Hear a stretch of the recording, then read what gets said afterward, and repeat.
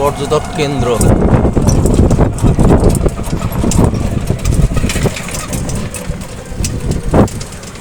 এই শেষ। তাহলে আমরা শেষমেশ কান্তজির মন্দিরে চলে আসলাম।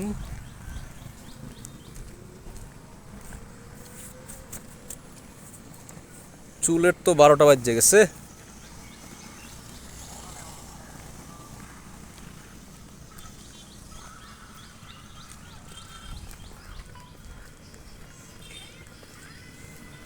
তাহলে এই সেই কান্তজির মন্দির নাকি?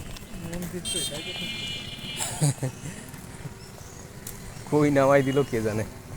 হাঁটতে থাকি, তারপর দেখেন।